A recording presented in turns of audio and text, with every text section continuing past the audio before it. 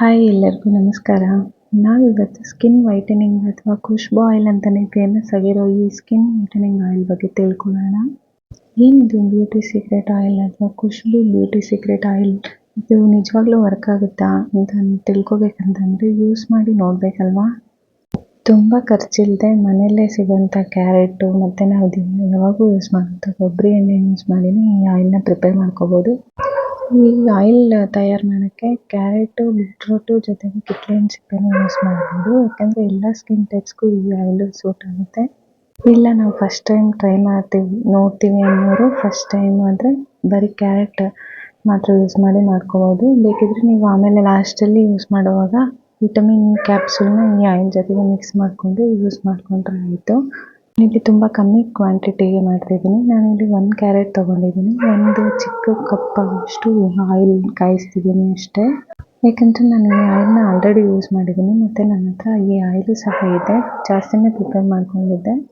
ಈಗ ಕಡಿಮೆ ಕ್ವಾಂಟಿಟೀಲಿ first time try ಮಾಡೋರಿಗೆ ಅಂತಂದ್ಬಿಟ್ಟು ಈ ವಿಡಿಯೋ ಮಾಡ್ತಿದ್ದೀನಿ. ಆಮೇಲೆ ನಾನು ಫೇಸ್ ಕ್ರೀಮ್ ಮಾಡ್ಕೋಬೇಕು, ಅದಕ್ಕೂ ಕೂಡ ಆಯಿಲ್ ಬೇಕು.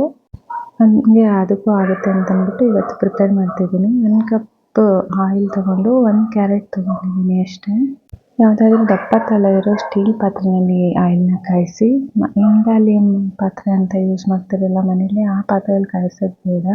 ಈ ಥರ ಯಾವುದೇ ರೀತಿ ಎಣ್ಣೆ ಅಥವಾ ಕ್ರೀಮ್ ಮನೇಲೇ ಪ್ರಿಪೇರ್ ಮಾಡ್ಕೊತೀರಾ ಅಂತಂದರೆ ಆದಷ್ಟು ದಪ್ಪ ಸ್ಟೀಲ್ ಪಾತ್ರೆಗಳನ್ನ ಯೂಸ್ ಮಾಡಿ.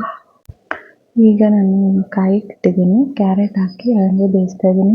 ಇದನ್ನು ಮಿಕ್ಸ್ ಮಾಡ್ತಾನೆ ಇರಬೇಕು. ಮಿಕ್ಸ್ ಮಾಡ್ತಾನೆ ಇದ್ದರೆ ಹಾಗೆ ಫಸ್ಟು ಬರೀ ಕ್ಯಾರೆಟೇ ಆಗೋಯ್ತು ಅಂತ ಅನಿಸುತ್ತೆ. ಬಟ್ ಆಮೇಲೆ ಎಣ್ಣೆ ಬಿಟ್ಕೊಳ್ತಾ ಹೋಗುತ್ತೆ. ಕ್ಯಾರೆಟಲ್ಲಿರೋ ಕಲರ್ ಕೂಡ ಇಳಿತಾ ಹೋಗುತ್ತೆ. ನೋಡ್ತಾ ಇರ್ಬೋದು, ಕಲರ್ ಚೇಂಜ್ ಆಗ್ತಾ ಹೋಗುತ್ತೆ ಎಣ್ಣೆದು. ಆಯಿಲ್ ಇಟ್ಟು ಬಿಸಿಯಾಗಿ ಆದ ತಕ್ಷಣ ಕ್ಯಾರೆಟ್ ಹಾಕಿ ಈಗ ಒಂದು 5 ನಿಮಿಷ ಆದಮೇಲೆ ಇವಾಗ ನೀವು ಆಲಿವ್ ಆಯಿಲ್ನ ಬೇಕಿದ್ರೆ ಸೇರಿಸ್ಕೋಬೋದು. ನಾನಿಲ್ಲಿ ಸಿಂಪಲ್ಲಾಗಿ ಕ್ಯಾರೆಟ್ ಆಯಿಲ್ನ ಪ್ರಿಪೇರ್ ಮಾಡ್ತಿದ್ದೀನಿ. ಅದಕ್ಕೆ ಯಾವುದೇ ರೀತಿ ಬೇರೆ ಆಯಿಲ್ ಎಲ್ಲ ಸೇರಿಸಿಲ್ಲ, ಬರೀ ಕೊಬ್ಬರಿ ಎಣ್ಣೆ ಮಾತ್ರನೇ ಸೇರಿಸಿದ್ದೀನಿ.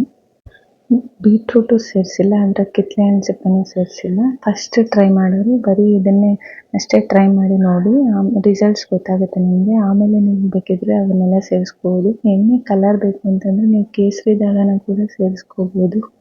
ನೋಡಿ, ಪಾತ್ರೆಯಲ್ಲೇ ಕಲರ್ ಗೊತ್ತಾಗುತ್ತೆ. ಒಂಥರ ಚೆನ್ನಾಗಿ ಗೋಲ್ಡ್ ಕಲರ್ ಬಂದಿದೆ, ಎಲ್ಲೋ ಲೈಟ್ ಎಲ್ಲೋ ಈ ಥರ ಪೂರ್ತಿ ಕಲರ್ ಬಿಟ್ಕೊಳ್ಳೋರು ಕಾಯಿಸ್ಬೇಕು. ಆವಾಗ ಕ್ಯಾರೆಟಲ್ಲಿರೋ ಇದೆಲ್ಲ ಎಣ್ಣೆಗೆ ಇಳಿಯುತ್ತೆ ಮತ್ತು ಕಲರ್ ಕೂಡ ಚೆನ್ನಾಗಿ ಬರುತ್ತೆ. ಕಲರ್ ಅಷ್ಟೇ ಅಲ್ಲ, ಸ್ಮೆಲ್ ಕೂಡ ತುಂಬಾ ಚೆನ್ನಾಗಿರುತ್ತೆ ಆಯಿಲ್ದು. ನಾನು ಮಾಡ್ತಿದ್ರೆ ಎಲ್ಲ ಸ್ವೀಟ್ ಮಾಡ್ತಿದ್ದೀನೇನೋ ಅಂತ ಅಂದ್ಕೊಂಡಿದ್ರು, ಆಯಿಲ್ ಅಂತ ಯಾರೂ ಅಂದ್ಕೊಂಡೇ ಇಲ್ಲ. ಅಷ್ಟು ಚೆನ್ನಾಗಿರುತ್ತೆ. ಏನೋ ಒಂಥರ ತುಂಬ ಚೆನ್ನಾಗಿ ಅನಿಸುತ್ತೆ ಸ್ಮೆಲ್ ಆಯಿಲ್ದು ಕೂಡ. ಅದಾದಮೇಲೆ ಸ್ಟೀಲ್ ಸ್ಟ್ರೈನರ್ ಆದರೆ ಬಿಸಿ ಇದ್ದಾಗೆ ಶೋಧಿಸ್ಕೊಳ್ಳಿ. ಇಲ್ಲ ಅಂತಂದರೆ ಬಟ್ಟೆಗೆ ಹಾಕಿ ಹಿಂಡ್ಕೊಂಡ್ರೆ ಈ ಥರ ಆಯಿಲ್ ಸಿಗುತ್ತೆ. ಅದೇ ಕ್ಲಿಪ್ಪು ಮಿಸ್ ಆಗಿದೆ, ಅದಕ್ಕೆ ಆ ಕ್ಲಿಪ್ನ ನೀವು ಸೇರ್ಸೋಕ್ಕಾಗಿಲ್ಲ ಇಲ್ಲಿ. ಇದು ಕಂಪ್ಲೀಟ್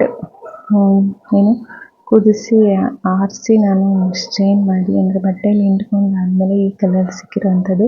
ಈ ಆಯಿಲ್ ನೀವು ಒಂದು ಸ್ವಲ್ಪ ಹಾಕ್ಕೊಂಡ್ರೆ ಸಾಕು. ಆಯಿಲ್ ಅದಕ್ಕೆ ಒಂದು ಸ್ವಲ್ಪ ಅರ್ಧ ಸ್ಪೂನ್ ಕೂಡ ಬೇಕಾಗಲ್ಲ. ಹಾಕಿ ನೀಟಾಗಿ ಮಸಾಜ್ ಮಾಡಿ. ಒಂದು 3 ಡೇಸ್ಗೆ ನಿಮಗೆ ತುಂಬ ಚೆನ್ನಾಗಿ ರಿಸಲ್ಟ್ಸ್ ಗೊತ್ತಾಗುತ್ತೆ. ಟ್ರೈ ಮಾಡಿ.